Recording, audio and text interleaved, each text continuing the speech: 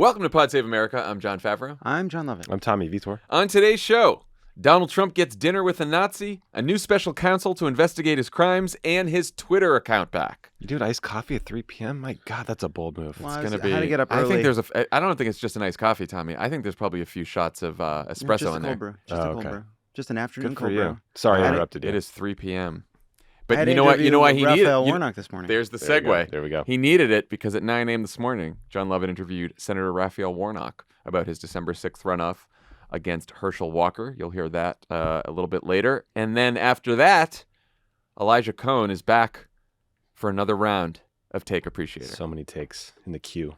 A lot of takes in the queue. All right, let's get to the news. While you all may have been enjoying Thanksgiving dinner with friends and family, the Republican frontrunner for 2024 was at his beach club breaking bread with a white supremacist Holocaust denier named Nick Fuentes. Nick Fuentes came with Kanye West, who recently threatened to go, quote, DEFCON 3 on Jewish people, along with other anti-Semitic comments, lost most of his endorsement deals as a result, and then announced a 2024 presidential bid of his own. Trump later denied knowing Fuentes, but still has not condemned him or his views, and most Republican politicians have been completely silent about the dinner. So welcome back, guys. Great to be back. It is gone on, not remarked upon enough that it was Thanksgiving dinner. Yeah, it was Tuesday before Thanksgiving. It was so you got, Tuesday. It was like your Tuesday before Nazi dinner before Okay, Thanksgiving. okay, gotcha. I That thought you people said it do. was on Thanksgiving. Yeah. It goes, It's like your it high goes school reunion's Wednesday night. It's Nazi Tuesday, Thanksgiving Thursday, Cyber Monday. Is that how it works? I think that's right. Not enough is also being made of the fact that Kanye went to DEFCON 3 with the Jews, which just means increase in force readiness above what's required for normal readiness. No, so you weren't impressed? You went one beyond. He also he tweeted DEFCON 3. Well, right. Which is not quite how it's not DEFCON. It's not DEFCON.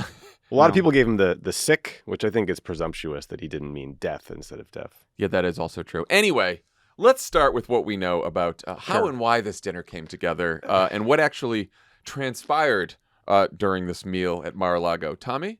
So, with the caveat that every source, every narrator in the story is completely horrible and unreliable, it seems like the purpose of the dinner was that Kanye wanted to ask Trump to be his VP, right? Yes, that is correct. Okay, I'm just making sure that I'm not making this up. Kanye wanted to ask Trump to be his VP, so we asked for a meeting at Mar-a-Lago, and he traveled with a neo-Nazi incel named Nick Fuentes. We'll get into that character later. Trump says the dinner was supposed to be one-on-one with Kanye, but we know it ended up being Trump, Kanye, a former Trump staffer named Karen Giorno, who now works for Kanye, an alt-right racist dipshit named Milo Yiannopoulos, who got fired from his job at Breitbart in 2017 for supporting pedophilia. You can't make any of that. I didn't make that up. You can't make any of this up. none of it. And Kanye, the way this all went down is apparently that Kanye, we know what we know about this mostly from videos released by Kanye on Twitter that were since deleted. We know that they all dined together. Kanye says Trump got mad at him when he asked him to be his VP, but that Trump really hit it off with Nick Fuentes. Milo Yiannopoulos said Trump was dazzled by Fuentes, the Nazi.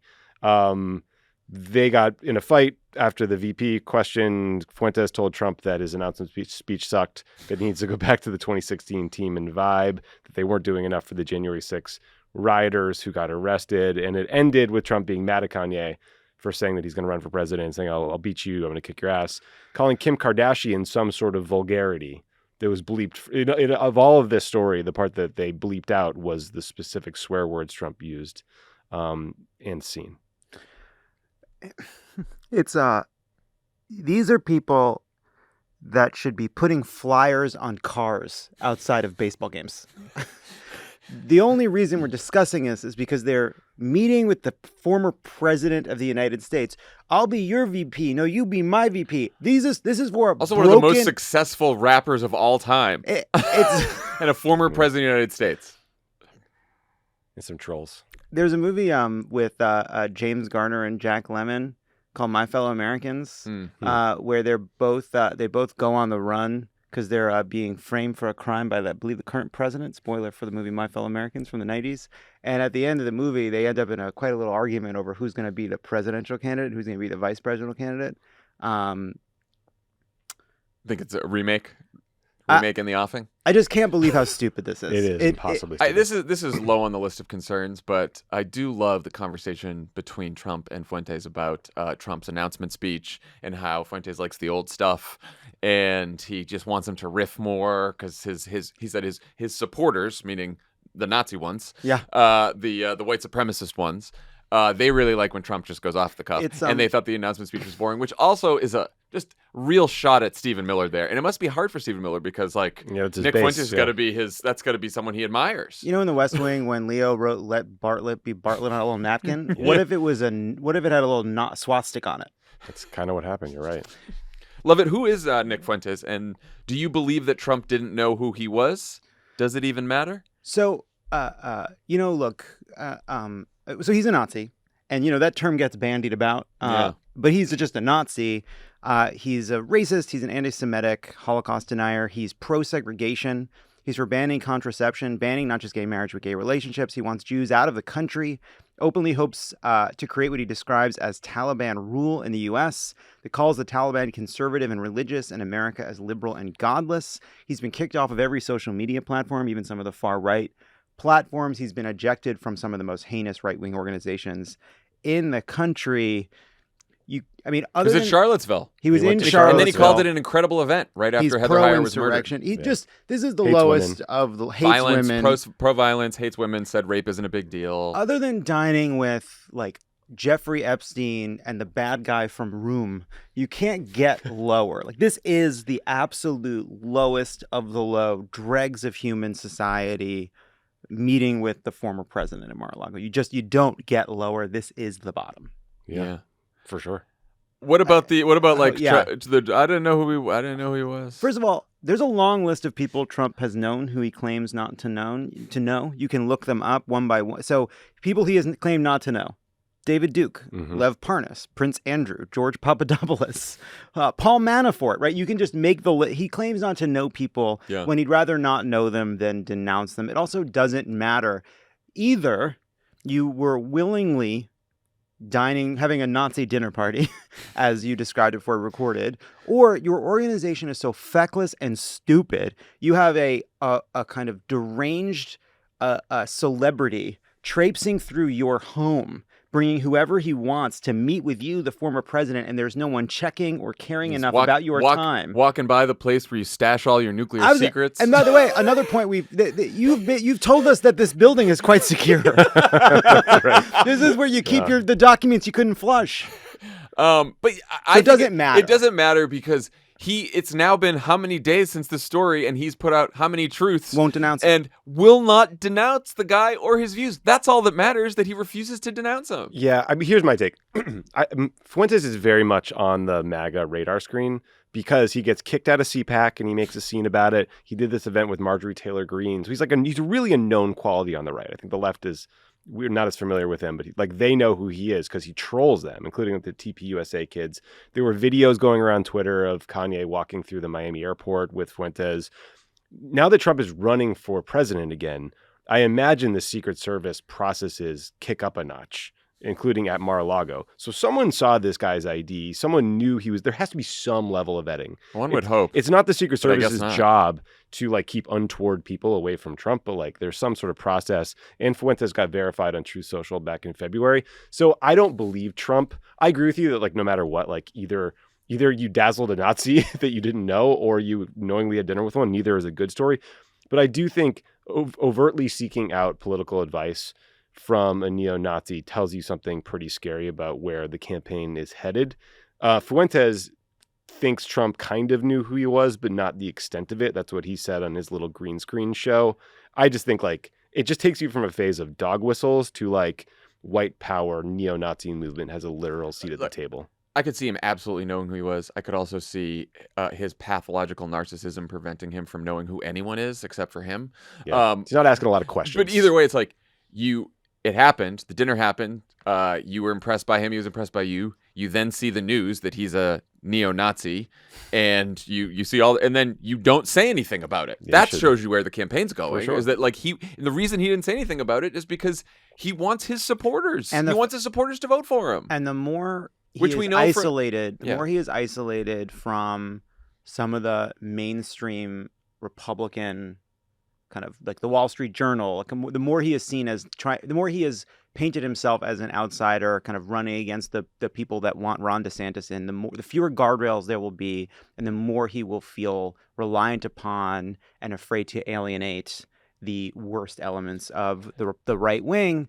The other just it's also we know this is also true from Maggie Haberman's book when she reported that he said this about the David Duke thing, which he goes, "Oh, those people vote." Oh, for sure. Remember, those people vote. Meaning David Duke's supporter, meaning David Duke's racist supporters. And like at the end of he should have denounced them, but I think I think he knowingly had dinner with this guy, and he's worried about his right flank, and so he's bringing them in more and more and more. And the worst part about all of this is, like, we're all talking about it in the Trump context because we're talking about politics, but these little neo-Nazis are having the best week they've had in a long time. Yeah. Their ideas are spreading everywhere on social media. They feel important. They feel emboldened. This is like hugely impactful for the white power neo-Nazi movement either way. It's like an incredibly damaging event no matter what.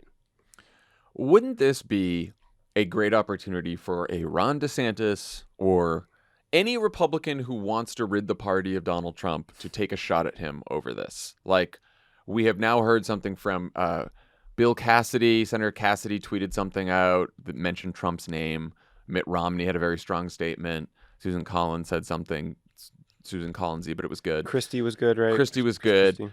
But a lot of then there's a small selection of Republicans who's just said anti-Semitism is bad, like Mike Pompeo, just without putting Trump's name in it or the context of why they're saying apropos of nothing, right? Yeah, that's what Ron McDaniel did that too. Yes, yeah, Ron McDaniel did that too. But then you've got like nothing from Ron DeSantis, nothing from most major Republican politicians, nothing from Kevin McCarthy, nothing from Mitch McConnell. Like why do you think that is? I really tried to think about this from the perspective of a potential political opponent in 2024. I obviously don't have my finger on the pulse of the Republican primary electorate. You listen to Steve Bannon's War Room. What the hell? Not in a couple days. But I guess if you're DeSantis, maybe you're thinking if you're going to go after Trump, it's got to be part of like a sustained messaging effort. You can't just sort of like slap the guy and back away because Trump is just going to punch. And I think ultimately what we saw from the midterms is the message against Trump that seems to be the most impactful right now is just about losing, that he's a drag on the ticket, that he'll hurt them and they'll lose to Biden again. So maybe you keep this in your back pocket until you're ready to make it part of that broader case. I want to be clear that I don't believe anything I'm saying. Yeah. I'm just straw manning here, but like, I would absolutely, there seems to me no cleaner shot than condemning dining with Nazis. Well, I think the problem is the point that Trump is making is not wrong. These are a voting part of the Republican base. And a lot of these, like if you're going to pick a fight with Donald Trump, you want to do it on an axis that, as you're saying, could be sustained over the campaign. And you're not going to want to say he's too extreme. You want to say he's incompetent. You want to say he's a loser. I think there's a way to attack Donald Trump on this. Like there's an incredibly damaging, destructive, losing move. But I think for a lot of these guys, they just have two settings. With Trump, he's either too powerful or too irrelevant to engage, right? That's it. It's either they're afraid of him, so they don't want to bring it up, or they think, oh, this is the Trump problem will take care of itself once again, and so they don't have to do it. He's self-destructing. And that's sort of been their two settings for avoiding commenting on Trump for a long time. Yeah. It's such a too cute by half kind of thing because it's like unless Ron DeSantis is just not thinking about running, right? Like maybe they're all gonna, it won't do it, right? He did an inaugural in the shower. Right, exactly. So therefore, it's like you're going to be asked this. You're not going to be dodge this question. You're not going to be able to dodge this question until you announce for president. You're not going to be able to just keep it in your back pocket. Like someone's going to ask you a question, and then what are you going to say? It's like it's not. This is dining with the Nazi. There's no halfway on this one. There's no gray area. You're not going to be able to get around this one. You're going to say I didn't see the tweet. Like it's just. It really is also like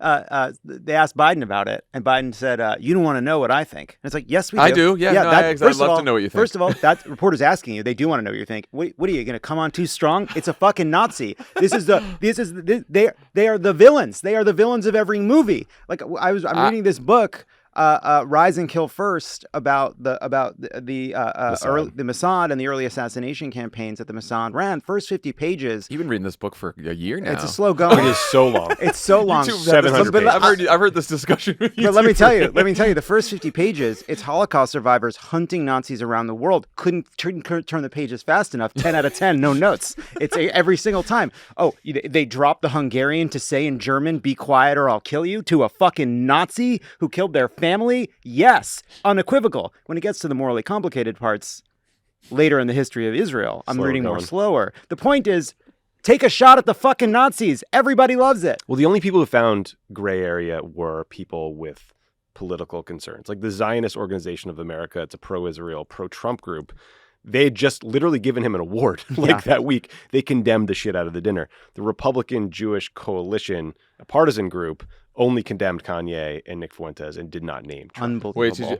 Wait, since you brought up the Zionist organization, did you see the quote from Mort Klein, who's the longtime president? So he condemns them, like you said, and then he goes, "This does not in any way detract from Trump's extraordinary accomplishments in helping Israel." Unfucking believable. But then he ends with, "But this does sully his general pro-Israel record." I bet it does. Does it sully the record? Does it sully it a little bit? Trump's former ambassador to Israel said something, "My friend Donald Trump, you're better than this." He's not your friend. No, he's not. You fucking weasels. Yeah, Unbelievable. And then he threaded it with a second tweet where he attacked Obama and spelled his name wrong. I do think, like, for Kevin McCarthy, one issue is he's about to put Marjorie Taylor Greene and Paul Gosar back on their committees after they got kicked off their committees because they were hanging out with Nick Fuentes. So, and he also doesn't have the votes he needs to be speaker. So that's probably why we haven't heard much from Kevin. Yeah, last time this happened, he had a march. Marjorie Taylor Greene had a march in front of the Holocaust Museum and read a hostage statement. It's let's talk about the Biden thing though, because I have to imagine this was shouted at Biden as he was like walking at the helicopter or something. He's in Nantucket, I think. Oh, maybe he was in Nantucket. Sorry, he was walking around and it was shouted at him. So I imagine maybe he's thinking like, because the White House then responded with a tough statement. Yes, but maybe they're gonna. I'm guessing they're gonna have Biden take another go at this one. I hope so. At some point and let us know what he thinks. Because I'm guessing usually when Joe Biden talks about stuff like this, he's pretty good. Yeah. You know, I mean, he announced Soul America. It's the core of his his candidacy. The democracy thing. It worked out well. Yeah. Terms. That's what I heard. I think Democrats should all be like, it's obviously the right thing to denounce this, and I think like you gotta hammer people like this when they pop up.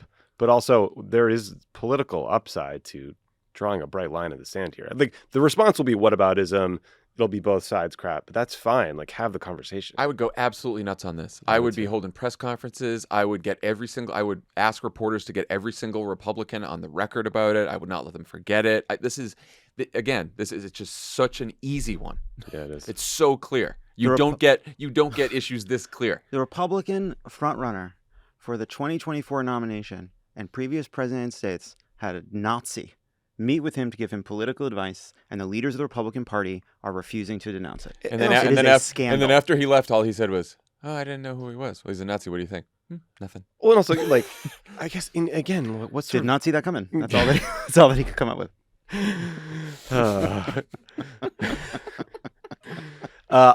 Getting lost in all of this. Episode title is that Trump was like, "Yeah, I'll take the dinner with Kanye," right after he had very publicly said a bunch of wildly anti-Semitic things. Yeah, that is also, he's like, "I didn't know Nick Fuentes. You did know the other anti-Semitic guy who It's not like Kanye was on his way from a bar mitzvah.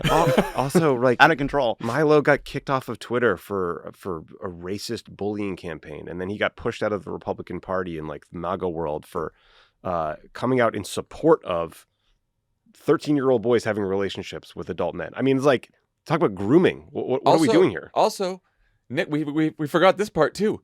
Nick Fuentes was there with Kanye because Kanye hired him for his campaign. Nick Fuentes is working on Kanye West's presidential campaign. And I really just want to come back to the moment where Kanye asked Trump, the most egomaniacal, narcissistic human being in public life, "Would you be my running mate?" And the fury that must have come from Donald Trump realizing that this was the purpose of this dinner, how low he had fallen. And then Nick Fuentes was like, how disrespected he was. And then Nick Fuentes is like, "I like your old stuff." And Donald Trump said, according to Jonathan Swan's source, He gets me. He gets me. Unbelievable. Play the hits. All right. So Trump's legal troubles have also taken a turn for the worse. His pal Lindsey Graham was finally forced by the courts to testify before a Georgia grand jury about Trump's scheme to overturn the election in that state. His right-wing Supreme Court ruled that he has to hand over all of his tax returns to Congress, finally, which led Trump to truth that the Supreme Court has, quote, lost its standing and become nothing more than a political body. He's right, he's right. He's hit the nail on the head there. It's tough to argue.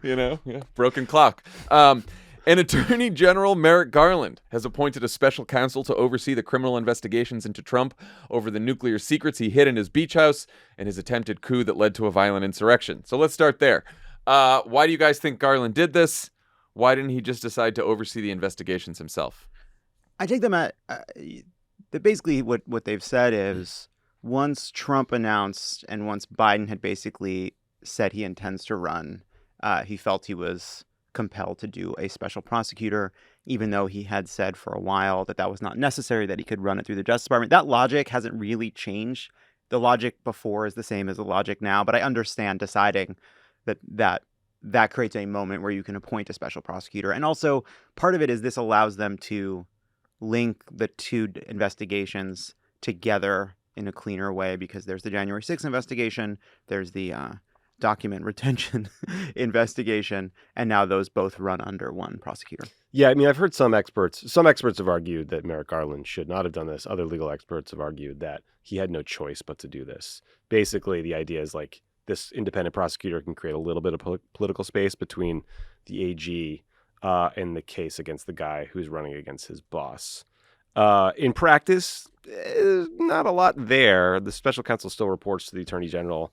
Garland will be briefed on and ultimately decide big decisions like whether or not to prosecute Trump. But we'll see. I don't know.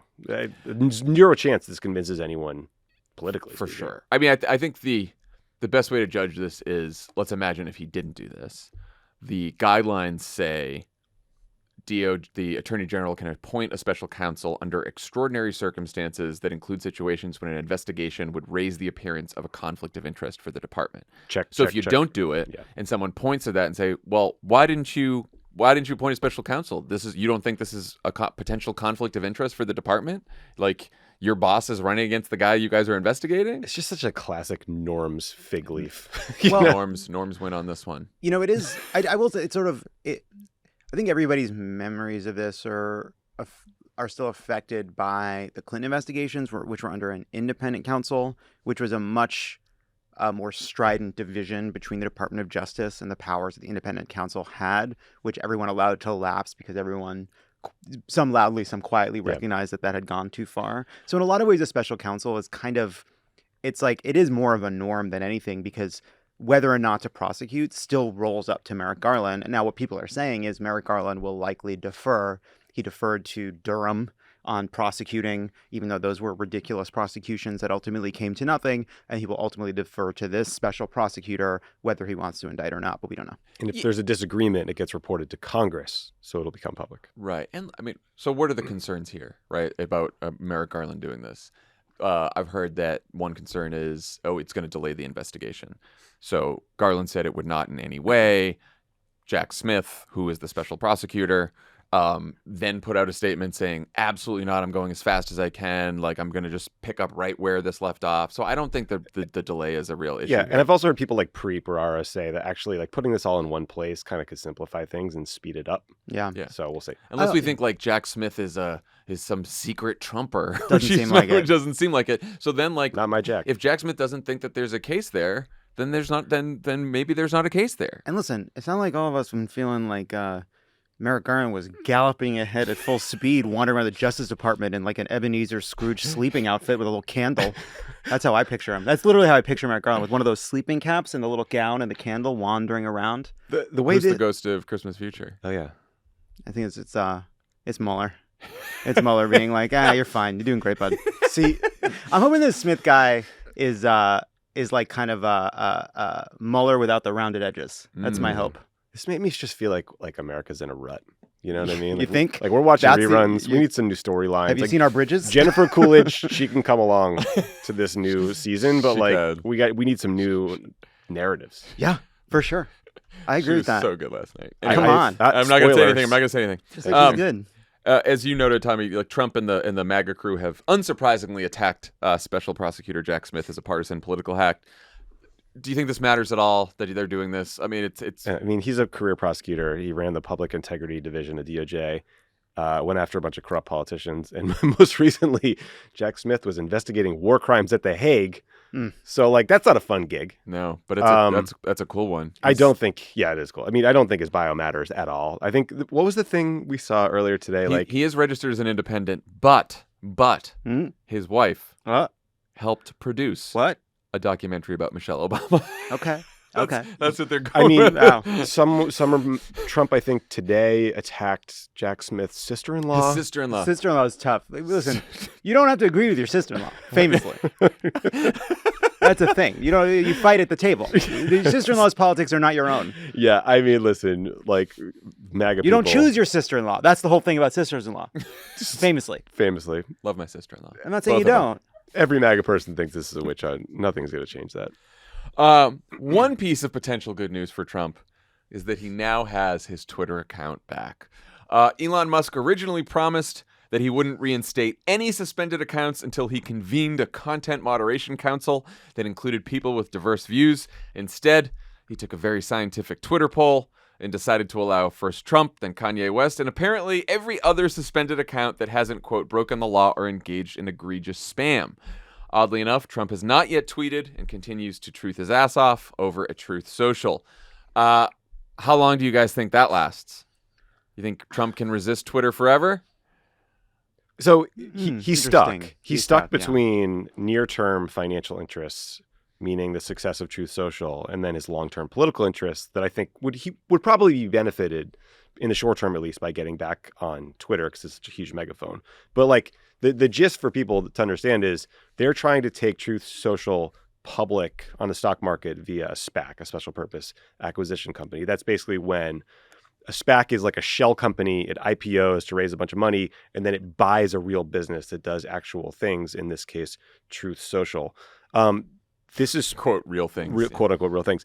If this goes through, Trump could suddenly own like 80% of a $3-4 maybe more $billion company. So that's a big chunk of change. But that only works if Truth Social maintains its like sole piece of value, which is the place where you can find Trump exclusively, or at least I think the letter of the law, he's technically legally obligated to use Truth Social first, and he can't post the same thing on another platform for 6 hours, which is an eternity for Trump. But the SEC is looking into this SPAC and whether it violated securities laws. So like that's like the mood music here. Yeah. So there's a distinction here, right? There's the financial gain, and if Trump just started tweeting, then the stock price of the SPAC could fall because basically people are investing in that SPAC thinking it's going to become, it's going to merge with Truth Social. So it's to keep the price up, but also legally there's something. Now, legally though, he's legally bound to post exclusively on Truth Social until July of 2023. And there's also a loophole in the contract where he can tweet, quote, political messaging without breaching the contract. Interesting, yeah. But if he does that, that could hurt the stock price of the SPAC. Yeah. Well, one thing he could do is go on Twitter and tell everybody to come on over to Truth Social. That's where the real fun is. There's a lot of or he could say, everyone, buy a few shares of this company. Yeah. Here we go. I just think there's no chance. I don't know. There's like no way you get people to migrate over to Truth Social. Look at all these people like trying to desperately convince everyone to go to Mastodon. It's just very challenging. Now, Mastodon is easy. You can find me on Mastodon. Now, if you want to read my toots on Mastodon, you got to choose the right server. Ben Wittes controls my server, and he's a nice guy, but I don't know. I might migrate over to the other one. Have you heard about Post? There's a waiting list. What the fuck is going on out there? Yeah, I don't know. It's madness. I'm not. And then they're tweeting about what's happening on Mastodon on Twitter, and they got the Mastodon handle in their name next to the Ukraine flag and the mask. And to everyone tweeting. We've had a great couple of years together. If you'd like to keep talking with me, I'll be on this platform or this platform. Don't look for me anywhere. No. Don't look for me anywhere. It ends for us here. This is it for us. If this dies, our relationship is dead. Twitter people. Anyway, so I don't think he can last forever. I really money is more important than anything, especially since he doesn't have a lot. Yeah. But I think that he's going to reach a breaking point of his frustration that his truths aren't getting covered. His speech didn't get as much coverage as he probably wanted to. He's not getting the attention that he craves right now. I mean, right now he's frustrated by the coverage of his meeting with Kanye. And he's sitting there. He's truthing up a storm, but there's no one. Yeah. The truth falls in the woods. Is anyone there to hear it? He had 4 truths about the Kanye thing. And it's just not enough. How do you feel about Trump being reinstated? Do you think it's good? Do you think it's bad? Like you said that long term for his political ambitions, or short term, it might be good. Would it be good? Yes, for sure. In terms of winning the primary, I do think it would be good. Primary. I think. Okay, yeah. I think that the fundamentals are the same. The noise that he makes helps him in the primary. It hurts him more broadly. Trump is never less popular than when he is being than when he is in people's faces. Yeah. That is always true. He doesn't wear well. No, he's best in small doses, as you might say. So I don't know. I think that like Trump being off of social media has been a mixed bag. It's allowed people to forget how heinous he is while he continues to maintain his control over vast swaths of the Republican machine. So I don't know. It also, I think one of you pointed out earlier, it has pushed him into further extremist rabbit holes, right? Because since it's all QAnon it's stuff. all he's now he's truthing QAnon shit all the time. Like the majority now. Of his retweets. And there's just we're not seeing it as much. We're not hearing about it as much because he's not getting the coverage. No. But like we'll see how this plays out in the Republican primary, right? Like if he doesn't win the Republican primary, who the fuck cares what he does, right? And go do whatever you want. I hope to never see you again. But if he wins the Republican primary, then he's 40, 70,000 votes away from being president. He's back. And the more people are reminded about the aspects they find deplorable and horrible, the better a position will be in. And I think that is harder to do, harder to remind people of that when he's not in their faces. So Elon Musk has been baiting Trump to return and tweet again. He's, trying to do. He's giving mass amnesty to all these suspended accounts. He's today picking a fight with Apple and Tim Cook. Because they're looks like they might not be advertising as much, if at all, on Twitter anymore. What the hell is Elon Musk doing?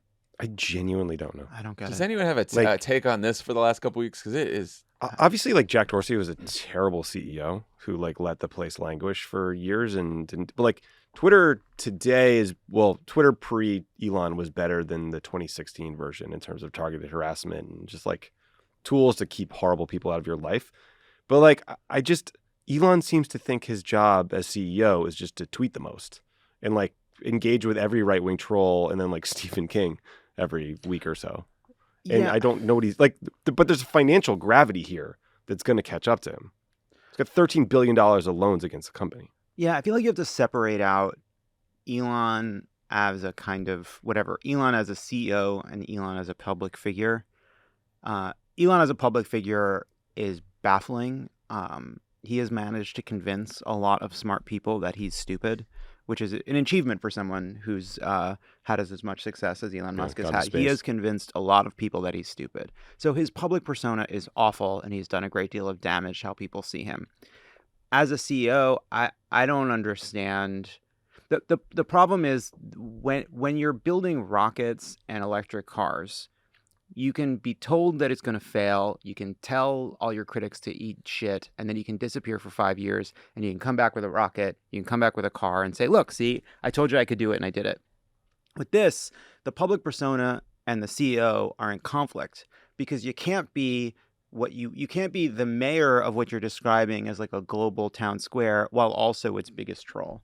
And you can't ask people to model best behavior and say you're going to build a utopia for free speech while tweeting conspiracy theories and heinous innuendo and, engaging with some of the most despicable people in our society. These things are in conflict. You can't be the mayor and the troll.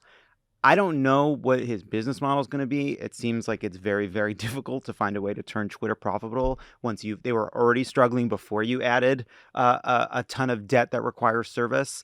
But he can't do it if every step he makes, he's going to be alienating core users by being such a prick all the time, and advertisers being such a prick all the time. He is in the customer service business now. And with Tesla, right? Like if you like the car, then that's great. And I do. And look, Alyssa Milano, you can give up your Tesla. Great job. Mine self-drove to the office. It was cool as hell. I turned it on at my house. It took me all the way to work. So that's the product that he sold you. Right. Pretty neat. And you're a happy customer. I am. Sure. The product he's selling now is a good experience on Twitter, which the advertisers are no longer having because there's not brand safety there for them. Nope. And increasingly, users aren't having a good time either. And he's not used to, the reason he can't deliver good customer service is because he has been an arrogant CEO surrounded by sycophants who have never told him no. Right? He's got like a bunch of yes men. That's how he ran Tesla. And the reason he could do that is because of what you said, Lovett, is because when it comes to science, he's a genius, right? And so he's gotten by being a genius and inventing shit and then having a bunch of people around him that he can treat kind of shittily. And it doesn't really matter. The kind of there. And there's treat very poorly, and it doesn't really matter because he's the boss and he's a genius. Well, he can't do that here. And there's a way in which having terrible people skills can be a feature. When you're saying to a bunch of people, I have a vision, I think this is possible. Some people say it's impossible. I think this thing that I'm aiming us towards is possible. And there's a kind of, that requires like an ability to synthesize a lot of information, but also the ability to bear a lot of people being fucking pissed at you while you set a crazy target. His public persona and his kind of way of treating people is in conflict. And the fact that nobody around him can say, hey, man, if you want Twitter to be a place people want to come, why don't you model some good behavior? But again, like he's a guy who understands space. So I keep coming back to like the financial gravity. $13 billion of loans from these big banks against Twitter. By the way, these banks are offloading these loans at 60 cents on the dollar because they have so little faith in them being repaid. He sold billions of dollars worth of Tesla shares to buy a personal stake in the company. He paid taxes on that he will never get back. He has investors who have billions at stake. They've lost all these advertisers. The Twitter Blue rollout was hilarious for a week, but also a disaster. I'm just wondering, like, at some point, the second biggest shareholder, the Saudis, come to him. They'd say, like, hey, we have a way of dealing with people who lose us a lot of money. Come to our consulate. You know what I mean? Like, there's someone's going to put some leverage on him. So I asked this question to Nilay Patel when I interviewed him for Offline about the financials there, because I'm like, maybe. So they're going to bring back Twitter Blue, Twitter Verified, whatever. He's going to launch it again. He thinks 50% of their revenue could be subscription. Well, that's right. Yeah, so that's what I'm saying. No So way. I'm like, I thought like maybe there's math where he makes up for the lost advertiser revenue with the subscription, but no. If you're $8 a pop. And like most, how many people are going to have to sign up for that? Way too many. And it cannibalizes advertisers. Considering how he's treating everyone. Servicing right now. the debt costs you $1 billion. I think to your point that he's Twitter's biggest troll, Twitter has also broken his brain. Yeah, in a way, like he is also a victim of Twitter, and so he is in this feedback loop. He is trapped in Twitter, replying all day. He thinks that he's doing great because that's what he's getting back on Twitter. He's fighting his villains, and all of his allies are, he's just his mind is warped by this. Yeah, there's the other he's also hurt a ton of people. Because of his takeover and his mismanagement of it, like thousands of people have lost their jobs. He's tried to make an example of people. He's claiming this is going to be a bastion of free speech, but then people that work at Twitter that were critical of him suddenly find themselves fired. People who are on visas that require them to have jobs stayed because he took and agreed to stay and would have had a better offer if they had left earlier, then only to be summarily fired because of the kind of frenetic, kind of chaotic way in which this is done. Like, he's hurting a lot of people as he does this. And like all of that is meaning not only does Twitter not have a business model, like who knows how Twitter, like this is a jury-rigged fucking thing. The fail whale was a big deal for a while. Twitter was barely working for a really long time. The thing survived despite itself. Like, who knows what's going on, like beneath the hood of this organization, where half the people with institutional knowledge were just frog marched out of the building. There are like historic protests happening across China right now, and the Chinese government is able to bury news about it by dumping random like porn and bots and just like crap on Twitter, because all the teams that would help sort of keep that stuff out of there and help surface the real news are gone. Yeah. It's anyway. If anything happens to Twitter, you can find me. I mean, just right remember here. with Elon, like find me nowhere. Elon's hit rate is not that good. Like SpaceX, Tesla, incredible, amazing accomplishments, but like the Boring Company, what's that up to? Hyperloop, how'd that go? All the features he launches from Tesla, like the guy just like announces a lot of shit, and half the time he's full of shit, and people kind of move on from it. Managing This could be complex one of human those. interaction. Not his thing. Well, it's also like it was doomed from the start because he has clearly like kind of glommed onto this like it's a global town square, and like analogies are very dangerous because they kind of they're metaphors, and they trick you into thinking certain things are more important than other things. And like this metaphor that what we're all doing is meeting together in a town square Idiotic. is not real. It's not true. It's never been. It's not a tense. Largest leveraged buyout in history. It's a fucking chat room. Good luck. All right. So your Mastodon handle is. Yeah. Have you tooted today yet? No toots from me, sir. Tooting. Come on. This is Kanye walking into Mar-a-Lago. When we come back, Raphael Warnock gives us his take on last night's episode of White Lotus. The presenting sponsor of Pod Save America is Simply Safe Home Security. Simply Safe makes it easy to protect your home and family with advanced security technology and 24/7 professional monitoring. Right now, Simply Safe is offering our listeners 50% off a new security system during their Cyber Week sale. Simply Safe was named the best home security system of 2022 by U.S. News and World Report, and an emergency professional monitoring agents use Fast Protect technology to capture critical evidence and verify the threat is real, so you can get priority police response. Simply Safe is whole home security with advanced sensors for every room, window, and door. Their 24/7 professional monitoring service costs under $1 a day, less than half the price of ADT's traditional professionally installed system. Stay in complete control of your system anytime, anywhere with the top-rated Simply Safe app. Lovett's got Simply Safe, You bet I do. and boy, is he protected. You know it. Simply Safe is great. You set it up, it works perfectly. The app is awesome. You'll really like it. Get it. Don't miss your chance for massive savings on our favorite security system. Get 50% off any new system at simplysafe.com/crooked today. This is their biggest discount of the year. That's simplysafe.com/crooked. There's no safe like Simply Safe. Pod Save America is brought to you by Smile Actives. Are you self-conscious about your smile due to stains? Are your teeth aging you? Yes. My Probably. body's aging me. That's the problem. Yeah. Popular food and drinks are known to stain teeth. Beverages like coffee and wine stain them over time. So what can you do to brighten your smile? Well, you should probably give Smile Actives a try. It's safe, effective, easy to use, and will keep you smiling proudly. Love Smile Actives. You don't have to go to the dentist. No one wants to go to the dentist. No one wants to make the appointment. No one wants to take the time. It's expensive to get your teeth whitened there, and it hurts. Fortunately, you can now try Smile Actives at home or anywhere, anytime. They offer a safe and affordable alternative to those expensive whitening procedures. You simply add their Pro Whitening Gel to your regular toothpaste. It's been formulated with polyclean technology to boost stain removal and deliver active whitening ingredients into teeth's grooves and crannies to get better whitening, so no change in your routine, no extra time. But yet people will start commenting on your whiter, brighter smile in just days. Smile Actives is the whitening boost your favorite toothpaste needs to give you the smile you deserve. 97% of Smile Actives users in a clinical trial reported up to 6 shades whiter on average, all within 30 days. Guys, this works. We've Good used stuff, it. It yeah. works. I like it a lot. Visit smileactives.com/cricket today to receive our special buy one, get one free offer. We got a BOGO here. We got a BOGO. Plus free shipping and handling. That's smileactives.com/crooked. This show is sponsored by BetterHelp. Life doesn't come with a user manual, so when it's not working for you, it's normal to feel stuck. Therapists are trained to help you figure out the cause of challenging emotions and learn productive coping skills. It's the closest thing to a guided tour of the complex engine called you. BetterHelp offers all the benefits of in-person therapy, plus it's more convenient, more accessible, and more affordable.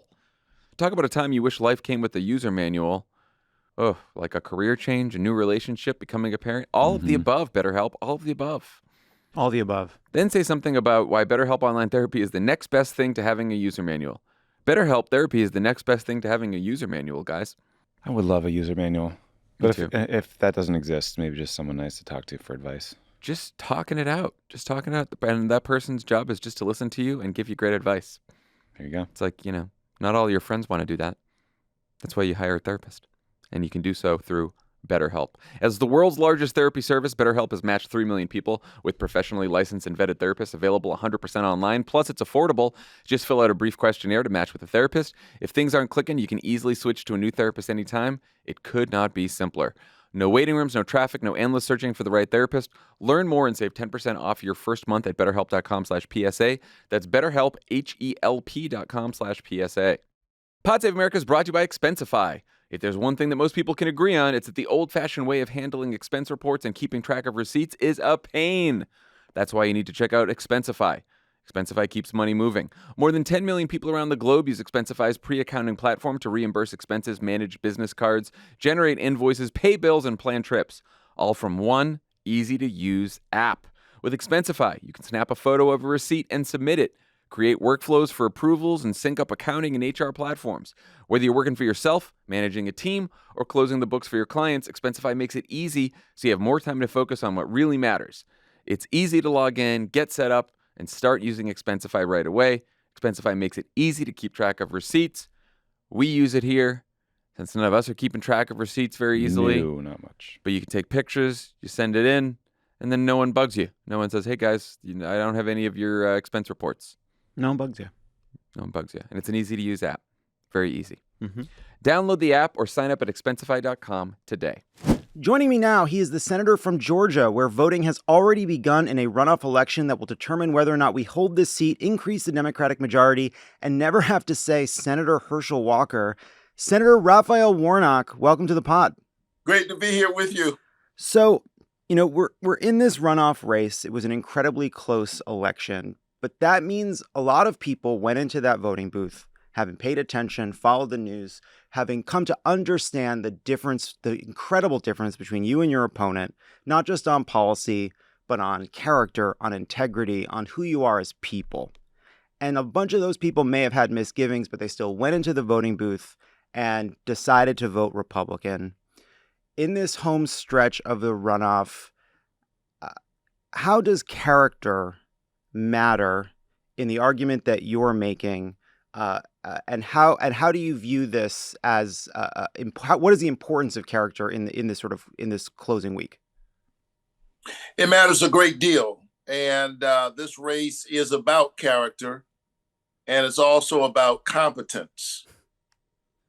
It's about who's ready and who's fit, and on both of those fronts, the differences could not be more stark and more obvious between me and my opponent. Herschel Walker is manifestly unprepared to serve in the United States Senate, unfit to represent 11 million people for 6 years. And that is the case that we intend to prosecute over the next few days. I'm proud of my lifelong commitment to service. I didn't set out to be in politics. I'm a pastor. And it's really my work over the years focused on healthcare, which I believe is a moral calling and a human right. Focused on a livable wage for workers, standing up for ordinary people. This run for the Senate, serving in the Senate, now running for re-election, is an extension of that lifelong project. I think part of what Georgians are asking themselves is, what has Herschel Walker's life been about? I think a clear indication of what someone will do in office is what they were doing before they ever served or ran. And we have no evidence at all that Herschel Walker has spent any time thinking about how to help veterans, how to make healthcare more accessible. So speaking of character deficits, Donald Trump announces he's running for president. Your campaign puts out an ad basically saying, stop Herschel Walker, you can stop Donald Trump. Why do you view that as an important part of the case you're making in this week? What does this tell you? What does this tell us about how, some of these swing voters are thinking about Trump, thinking about Walker, thinking about this race? Well, what we all know about Donald Trump is that he is well practiced and quite skilled in the politics of division. He knows how to stir up the fault lines that have been a part of our complicated and wonderful American story for a long time, for his short-term political gain. And Herschel Walker is his acolyte. Neither of them has a vision for the people of Georgia, that's for sure. I'm focused on representing the people of Georgia. And so I'm glad on that score that I was able to cap the cost of insulin to no more than $35 of out-of-pocket costs for folks on Medicare, I think I can get that done for folks on private insurance as well. After all, there are 20 states that already cap the cost of insulin. A lot of them are red states. And so I think the only reason we didn't get it done back in August is politics, quite frankly. The closer we got to the election, folks are doing the political calculus. In fact, I had a Republican senator who was going to work with me on the insulin cap. And all of a sudden he got quiet after indicating an interest. And I asked him, hey, buddy, what happened? He said, winked at me, said, I'll see you after the election. And, it's sad, but that's kind of how too often that's what way Washington works. And it turns people off from politics. I tolerate politics because every now and then you're still able to get a big win. And I think there's a bipartisan path to getting an insulin cap for folks not only on Medicare, but people with private insurance. You need somebody who knows how to work on both sides of the aisle. I've demonstrated I know how to do that. Herschel Walker hasn't demonstrated any understanding of the issue. So, when we were last in a Georgia runoff, control of the Senate was at stake, and it motivated people not just in Georgia but across the country to do everything they could to get you and Senator Ossoff over the finish line. How are you describing the stakes now? I think there's a lot of people who thought, oh, wow, now that the Democrats have the Senate majority, Republicans aren't going to turn out for this Walker guy. We've got this thing in the bag. We don't have to worry about it. How do we light a fire under Democrats to understand how important this is? What's the argument you're making, and how do you deal with that complacency? It's hard to overstate how important it is, how urgent it is for folks to show up. Now, I'm heartened by the early vote turnout that we're seeing so far, but we cannot afford to let up on the gas, not even for a moment. We should all know in the world of a post-Trump election that we can wake up in this country to the unthinkable if we don't show up. So we need people all across Georgia to show up. This election is not about short-term thinking. The problem is, is that people too often have very short-term thinking on this issue. This is about who's going to represent 11 million Georgians for 6 years. So it's not even just about this Congress. Senators serve a nice little term, 6 years. That's pretty good. So you're going to go through 3 cycles, if you will. And so I think that's very important. Who you're going to have represent you. And the issues are urgent. The stakes are high.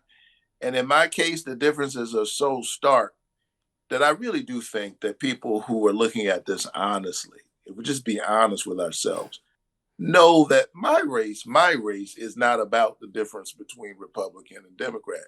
It's not about right and left. This is about right and wrong. This is about what's the basic requirement to represent people in the United States Senate. It's a special thing for your neighbors to say, when we take stock of our families and when we consider the future of our children, and as we take care of our aging parents, we trust you. We trust our families in your hands to do the right thing. Can you honestly say that about Herschel Walker? So, look, you may not know this, but you and I have a very personal email relationship. You've emailed me quite a bit, even today. Here are some of the things you've said to me. You said, please don't scroll away. Please read this.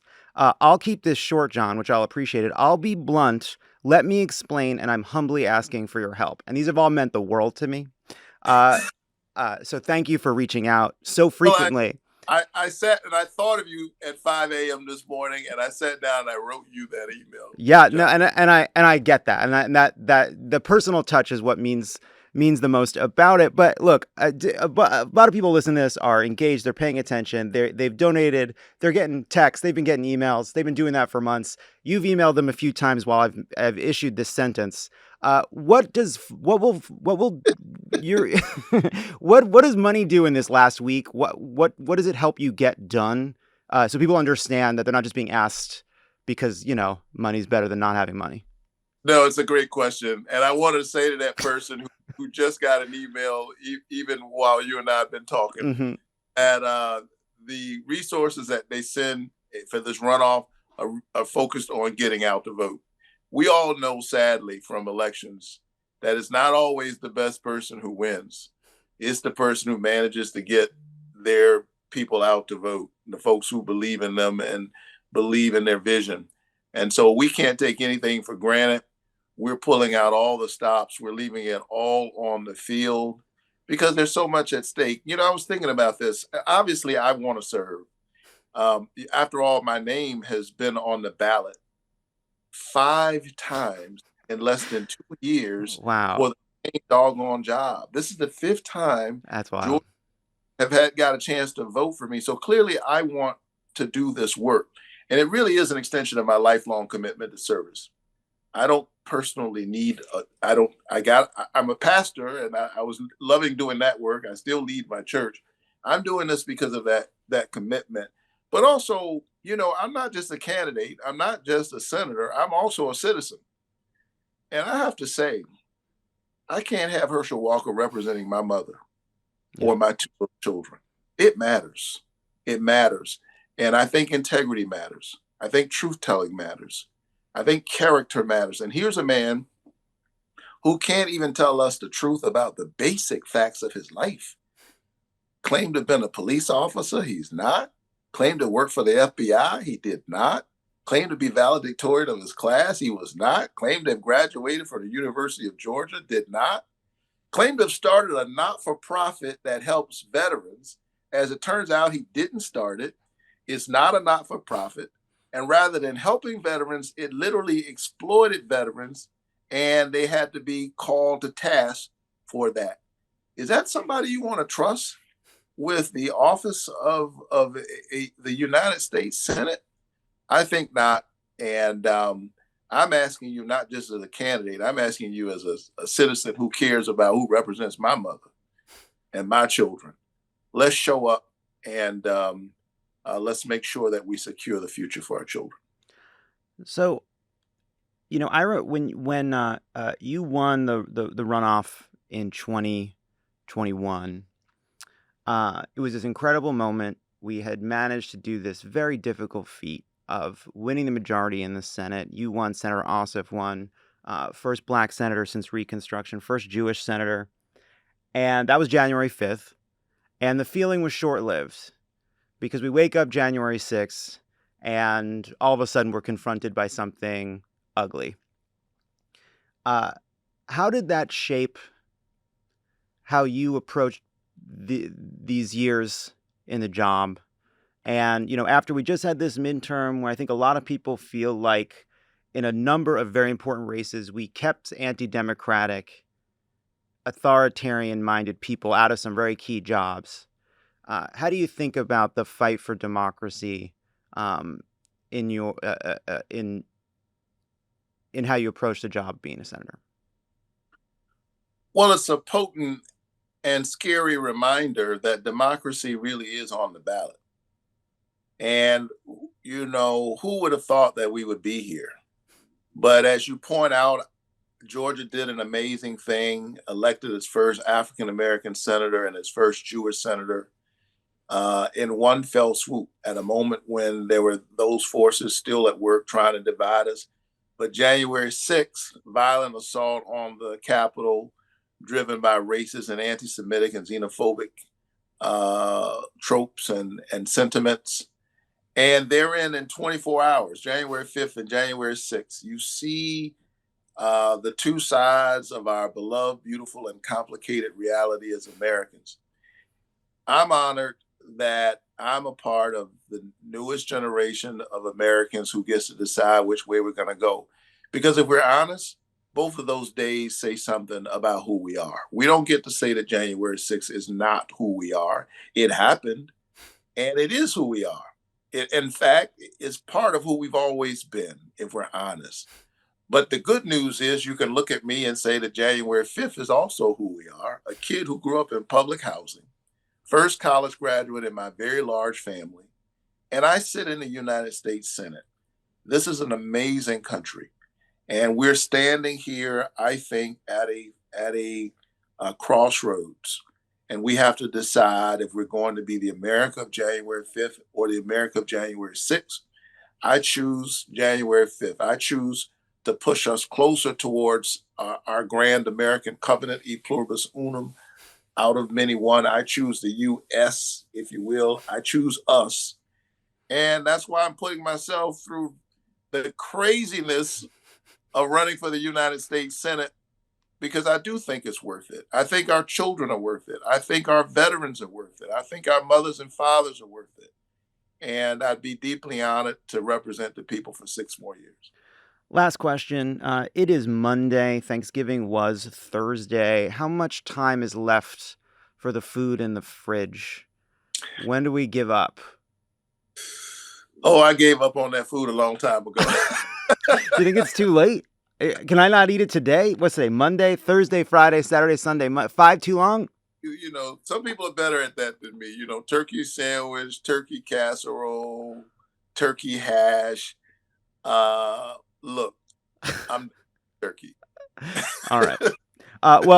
Senator, thank you so much for being here. And everybody, do everything you can to support Senator Warnock in this last week.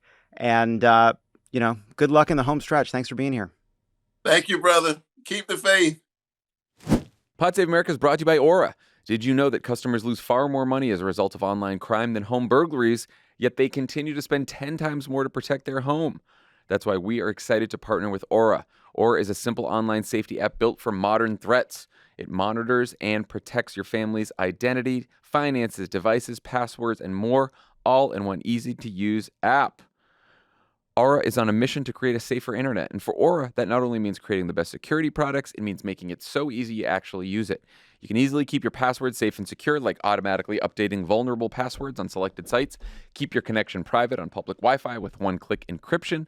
Also, Aura doesn't just catch threats, they help you resolve them. With 24/7 US-based support and dedicated resolution agents, Aura's team will be there for you to resolve fraud issues, even if it means getting on a 3-way call with your bank at midnight.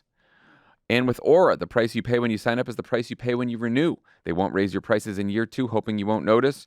Aura is committed to providing the very best service, and that means transparent pricing so plans stay affordable and you stay protected. Now, for a limited time, Aura is offering our listeners a 14-day trial plus a check of your data to see if you've already been part of a data breach.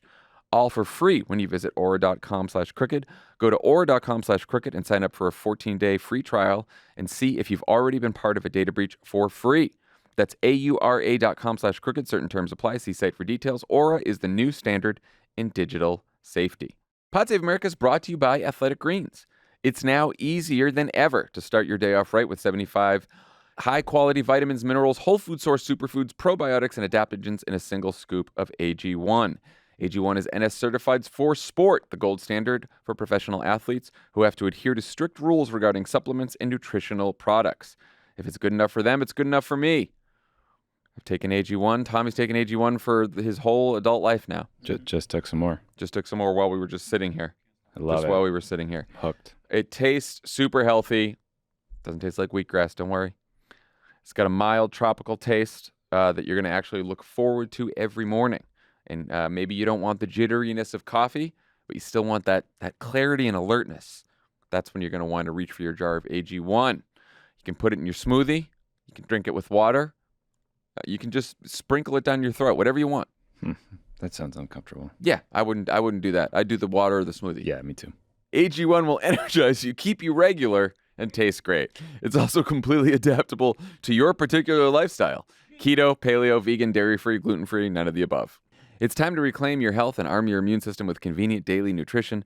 Just one scoop in a cup of water every day. That's it. That's it. No need for a million different pills or supplements like your grandma used to take. To make it easy, Athletic Greens is going to give you a free 1-year supply of immune-supporting vitamin D and 5 free travel packs with your first purchase. All you have to do is visit athleticgreens.com/crooked. Again, that's athleticgreens.com/crooked to take ownership over your health and pick up the ultimate daily nutritional insurance. Good news, podcast fans. You can get America's #1 late-night show, The Late Show with Stephen Colbert, as a podcast. The Late Show Pod Show with Stephen Colbert. That's right, you'll get everything you love about The Late Show, from Stephen's monologue to scintillating interviews with newsmakers and celebrities delivered straight to your ears. You'll hear from guests like Anderson Cooper, Kerry Washington, and Secretary of Transportation Pete Buttigieg. You'll even discover some podcast exclusive moments you won't see on TV, like extended interviews, throwback Colbert classics, and Stephen even takes a few audience questions. Listen to The Late Show Pod Show with Stephen Colbert 7 days a week, available wherever you get your podcasts.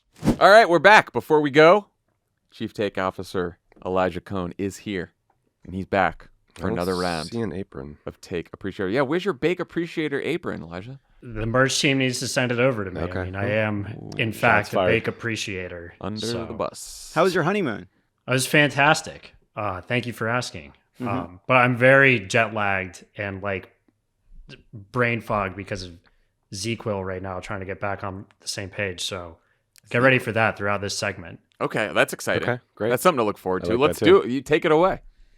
Yeah, enjoy. Okay, let's do it. Thanksgiving is over, but I have a couple of leftover takes for you guys to feast on. I'll explain how this game works for people who haven't heard this segment in the past. I'll share these takes with you. The producers have seen them. Jon, and Tommy have not. They'll react and then rate them on a scale of 1 to 4 politicos, with 4 being the worst. You guys ready to feast? We're so ready. Let's feast. All right. Let's get started. This first one needs a little bit of setup. It's so stupid, I might not get the explanation fully right here. But Joe Biden's granddaughter, Naomi Biden, got married Oh, boy. last week in a ceremony at the White House.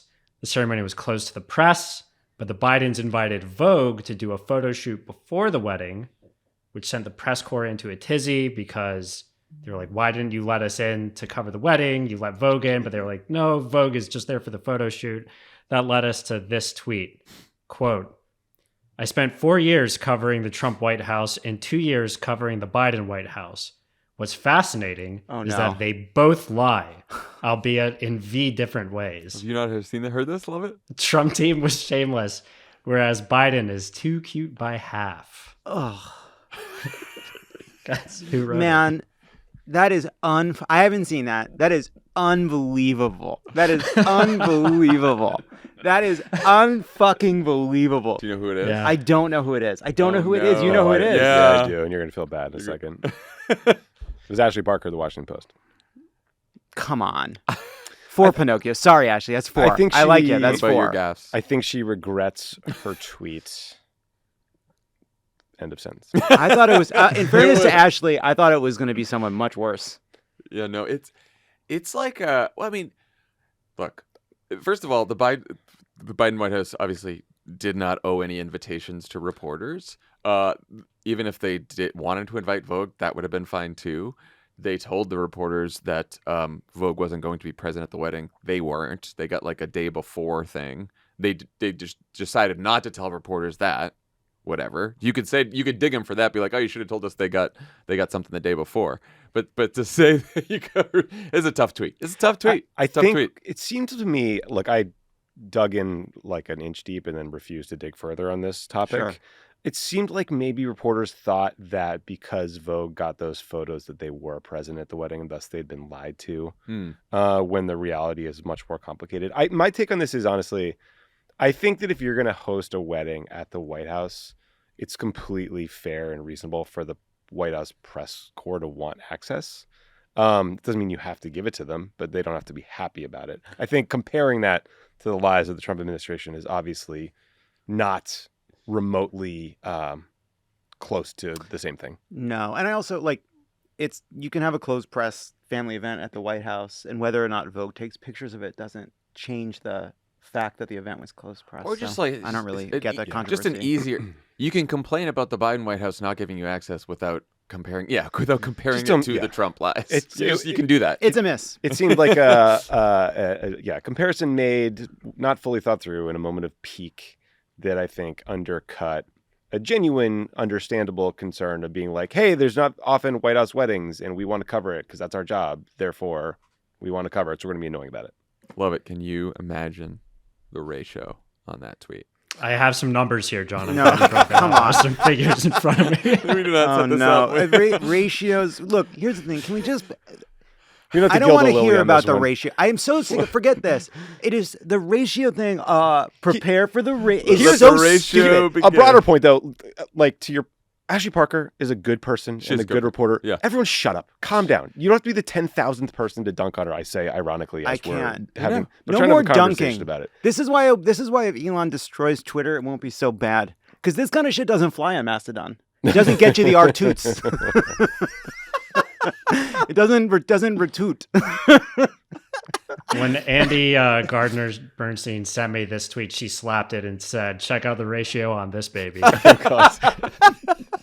we all creatures of an here's the environment thing. we're creating for ourselves. There's no one I think more ready to jump to Mastodon than producer Andy. There's no more. She's born to toot.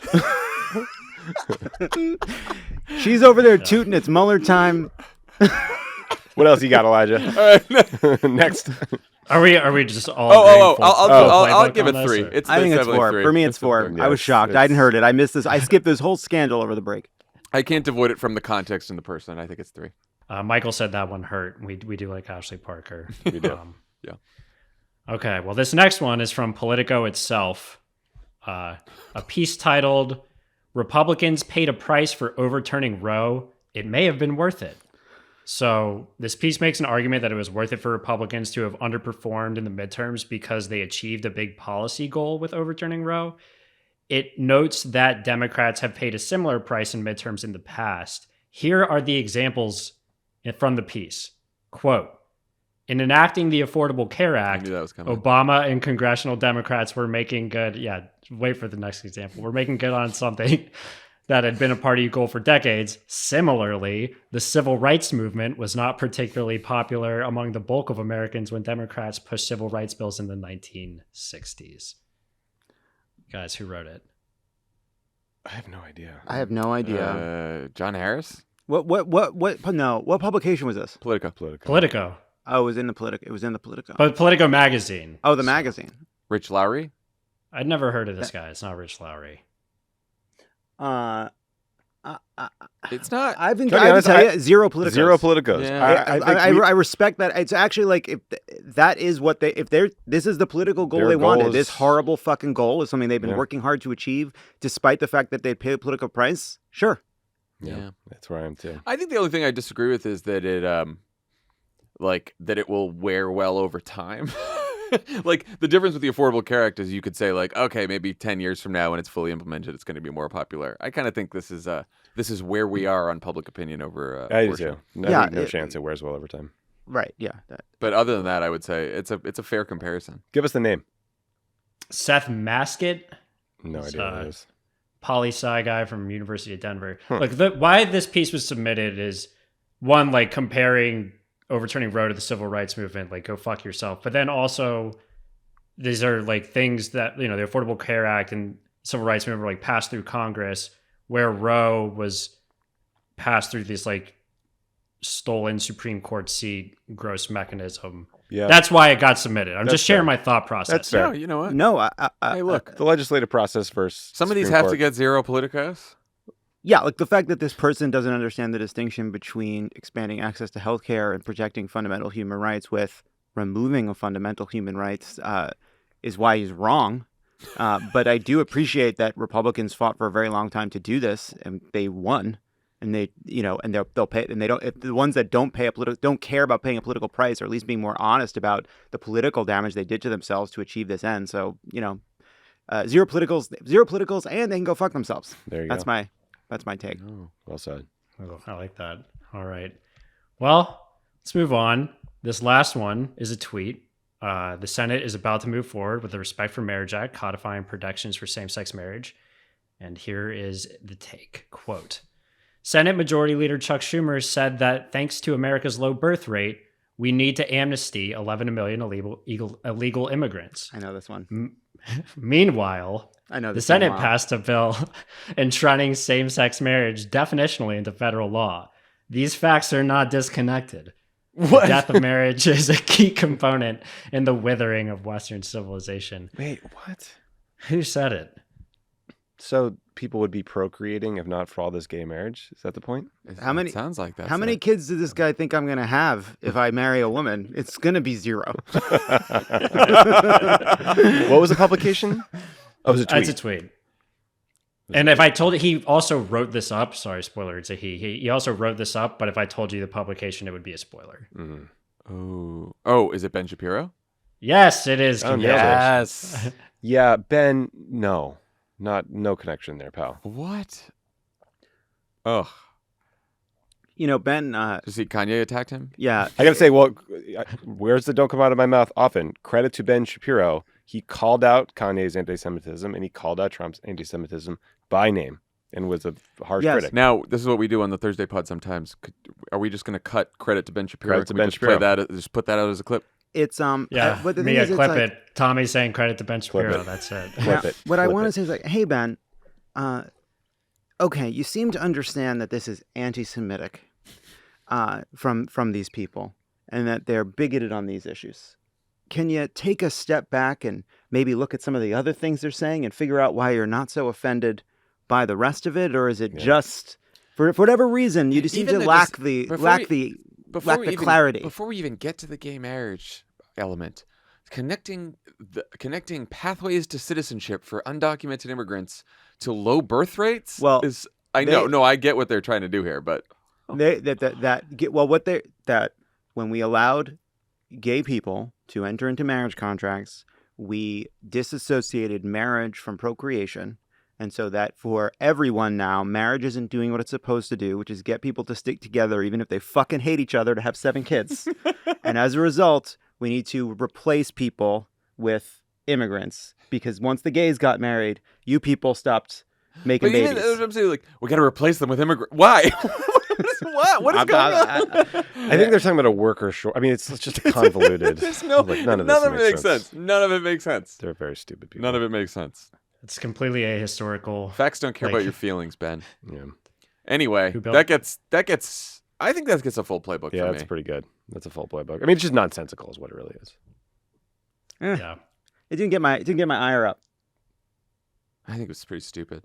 Anyway, that's why we have our rating system. That's why I have a rating. I'm gonna give it 3. That was the risk. I knew that the Naomi Biden one was really going to get the Yeah, no. heaviest reaction here. But 'cause Lovett it's, has you know, Ashley Parker worse than Ben Shapiro. That's what.